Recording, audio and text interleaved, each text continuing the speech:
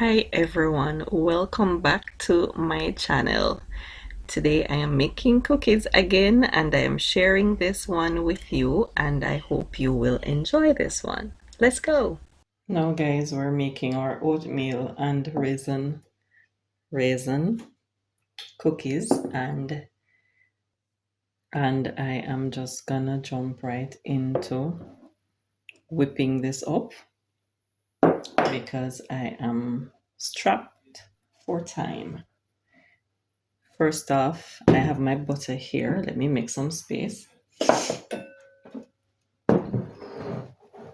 I have my butter here, and to my butter, I'm going to add my brown sugar and also my granulated sugar. So the aim here is to cream my butter and sugar for about 3 minutes or until it's light and fluffy. I am sharing this one with you because I realize that quite a few people like oatmeal and raisin cookies. I normally buy them in the supermarket, but I decided why not make mine instead of always purchasing. So it's the first time I'm making these, and I am looking forward to see the outcome, looking forward to see how it tastes. And I decided once it is a good one, then I'll be sharing it. So here I am.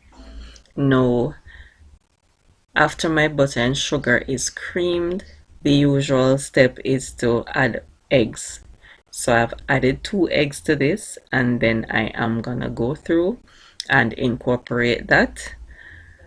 Next, I will be adding my dry ingredients. If you're used to baking any at all, then you know these steps.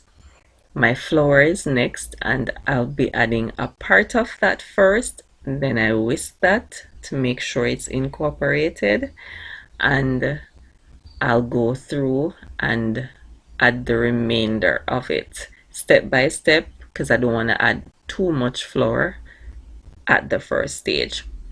Now, always remember, I've always said this, make sure that you are scraping down the sides of your bowl.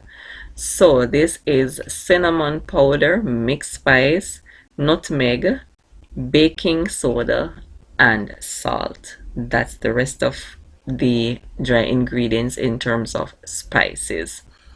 Add the remainder of my flour. Then I am going to go through again and just make sure that everything is thoroughly mixed. Then I will be continuing the batter with my spatula instead of using the mixer.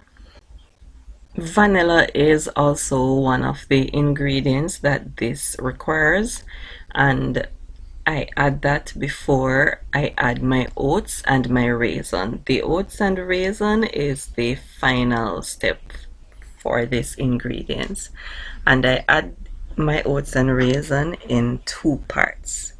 So 1 part raisin, 1 part oats. I incorporate that with my spatula. Wooden spoon works very well at this stage also.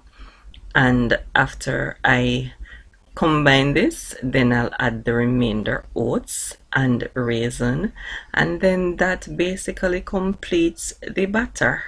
It's a easy to make cookie, and if you go through, you can realize that for yourself.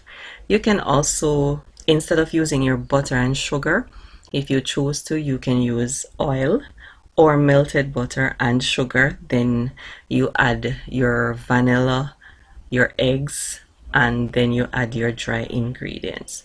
But I choose to make it this way because I want my batter to be more on the heavier side than on the lighter side. At this stage, I am basically finished, and I want to add this now to my cookie sheet. Now, my cookie sheet is lined already with, sorry, my cookie tray is already lined with my silicone sheet. I was waiting for that side, sorry. Now this is lined already with my silicone sheet, and I love to use this for my cookies because one, I don't have to grease, two, it gives me that perfect seal at the bottom, and it's easier to clean. Trust me, I'm recommending this. And if you're interested in this tray, it comes with the tray, the silicone sheet, and it also comes with the cooling rack. You can check the description and you can find it, and I would appreciate you purchasing this. Remember now, if you choose to purchase this, I may get a commission, but that is of no extra charge to you. So that's it, guys. Remember to like, share, subscribe, hit that post notification bell, and whenever I upload a video, you will be notified. Thank you so much for watching, and until next time, bye. Remember to also comment if I haven't said that before. Bye.